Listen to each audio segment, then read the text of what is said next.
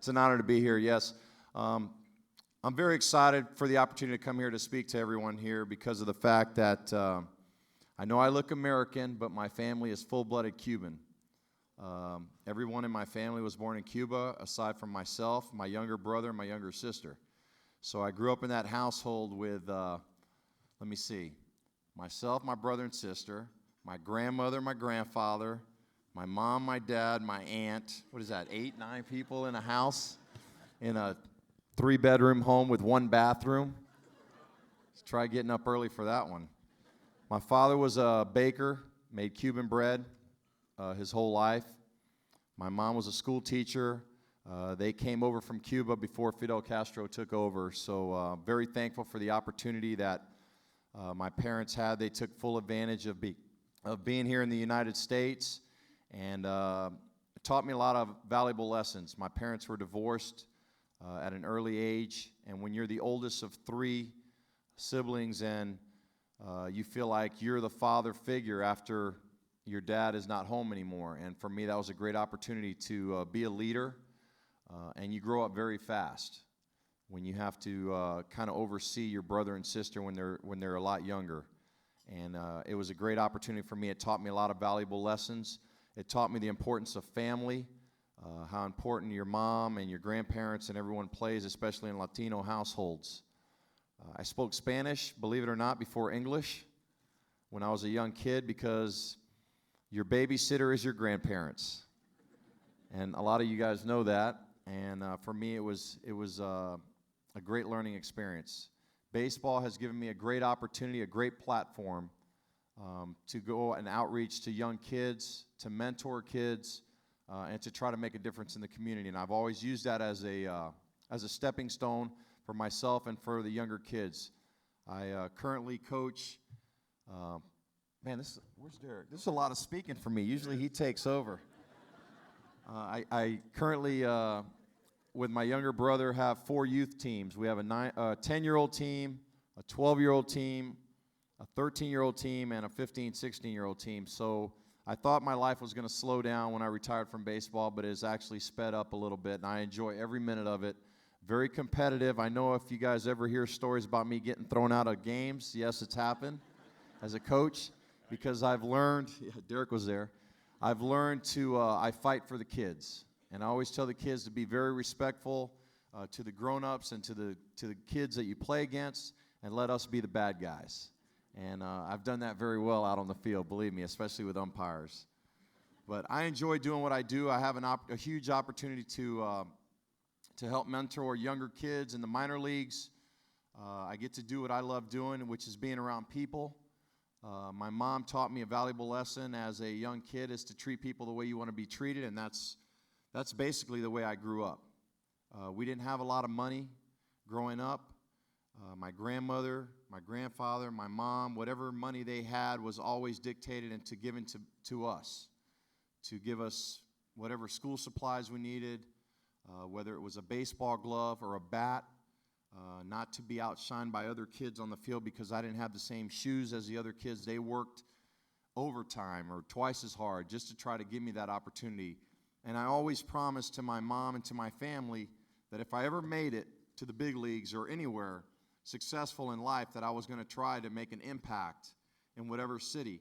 And when I made it to the major leagues, my biggest goal was, first of all, was to try to stay in the big leagues as long as I could to play. I'm not going to lie to you about that, but was to try to make an impact in every community that I was in, with not just on the team, but in the community with the kids.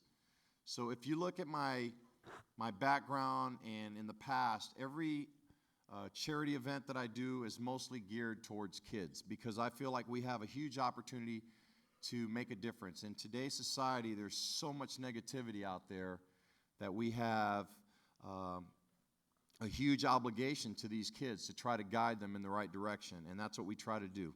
Whether it's myself, my brother, Derek Hall, anybody with the Diamondbacks, and I know Derek's going to probably talk about culture. And I was nervous after I retired from baseball because I really didn't know what direction my life was going to take me, and Derek reached out and gave me an opportunity to come back here to Arizona to be a part of the Diamondbacks, and believe it or not, I've been happy ever since, especially since we got rid of the old general manager. Did I say that out loud? I'm sorry. The guy who got rid of me. Sorry. I vent once in a while. But see how good it worked out, right? We know what we're talking about up here. Look at that. We're one game away from getting into the playoffs again after 2 miserable seasons, right?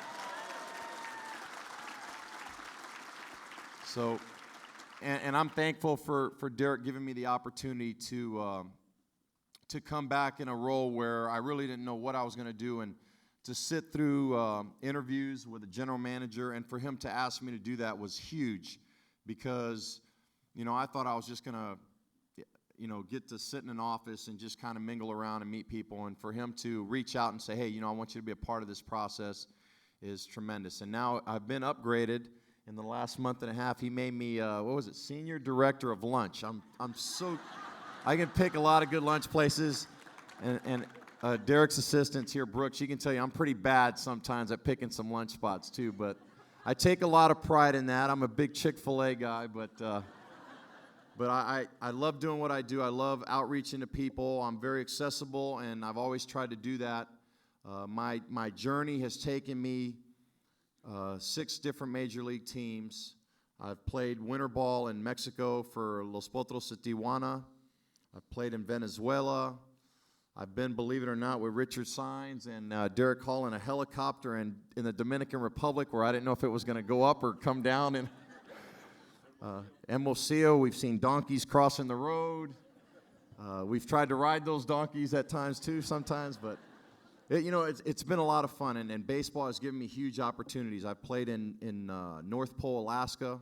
I lived on Blanket Boulevard right by the big Santa Claus house. And I strongly believe that as a young kid, if you take that opportunity and grasp it and run with it, you never know where your dreams are going to take you.